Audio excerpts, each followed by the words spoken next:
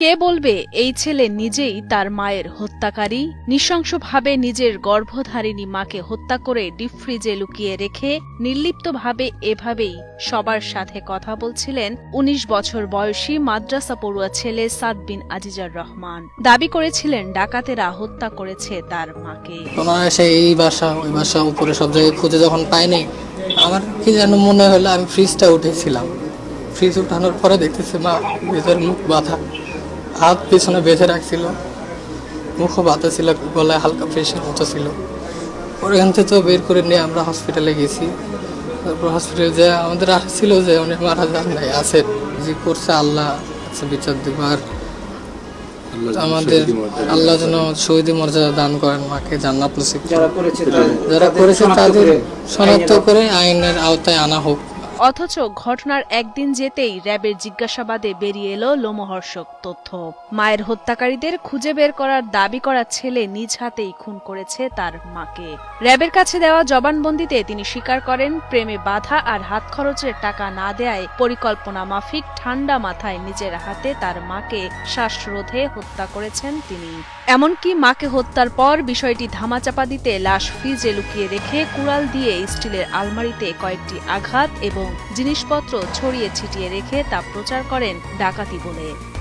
মানে ছোট ছেলে যে সাদ, সেই হচ্ছে প্রথম আইডেন্টিফাই করে বাসায় ঢুকে যে তার মাকে পাওয়া যাচ্ছে না, এবং সেই হচ্ছে আত্মীয় স্বজনকে জানায় যে তার মাকে খুঁজে পাওয়া যাচ্ছে না। তার প্রেক্ষিতে তার বাবা আসে, তারপরে আজিজুর রহমান, তারপর হচ্ছে তার মামারা আসে, এসে হচ্ছে ব্যাপক খোঁজাখুঁজি শুরু করে। পরবর্তীতে আবার এই ছেলেই, ছোট ছেলে সাদ, সে ডিপ ফ্রিজের ভিতর থেকে হচ্ছে তার মাকে খুঁজে পায় এবং সবাইকে জানায় যে এই জায়গায় আছে। এরপরে হচ্ছে আমরা গতকালকে রাতে হচ্ছে সাদ, তার বাবা আজিজুর রহমান এবং একজন জনৈক ভদ্রলোক জুয়েল রানা প্রামাণিক, এই তিনজনকে হচ্ছে আমরা জিজ্ঞাসাবাদের জন্য নিয়ে আসি এবং জিজ্ঞাসাবাদ শেষে পর্যাপ্ত জিজ্ঞাসাবাদ শেষে সাদ হচ্ছে স্বীকার করে যে সে তার মাকে হত্যা করে। 10 নভেম্বর দুপুরে বগুড়ার দুপচাঁচিয়া উপজেলা সদরের জয়পুর পাড়ার একটি বাড়িতে ঘটে নির্মম হত্যাকাণ্ড। মূলত মাকে মেরে ফেলার বিষয়টি ধামাচাপা দিতেই ডাকাতির ঘটনা সাজায় ছেলে সাদ। তবে ঘটনার ছায়া তদন্তে নেমে সিসিটিভির ফুটেজ আর সাদের দেয়া বর্ণনায় অমিল খুঁজে পায় র্যাব। তারপরই গত রাতে সাদ সহ তার বাবা ও একজনকে জিজ্ঞাসাবাদের জন্য নেওয়া হয়।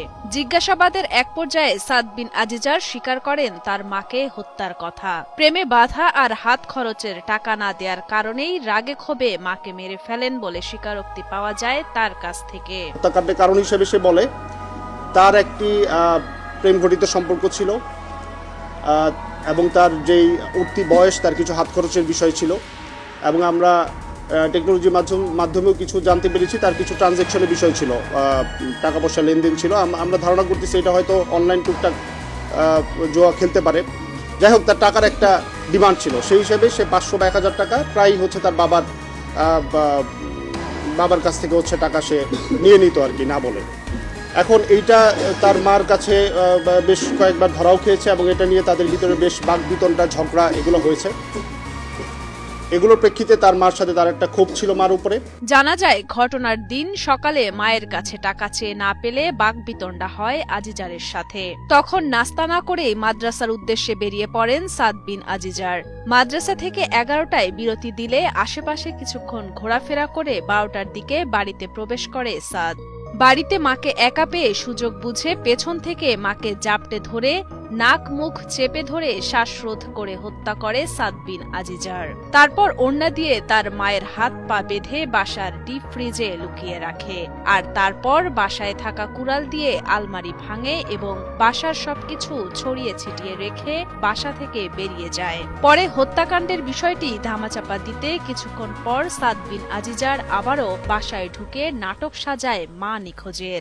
11টার দিকে যখন বিরতি দেয়, মাঝখানে যে বিরতিটা, সেখানে হচ্ছে সে মাদ্রাসা থেকে চলে এসে আশেপাশে ঘোরাফেরা করে এবং 12টার দিকে হচ্ছে সে বাসায় ঢুকে নিজের যে চাবি, ওই চাবি খুলে ঢুকে হচ্ছে দেখতে পায় তার মা হচ্ছে বটি দিয়ে সবজি কাটাকুটি করতেছে, এবং আমরাও ঘটনাস্থল পরিদর্শন করে দেখেছি যে উনি দুপুরে রান্নার প্রস্তুতি নিচ্ছিলেন।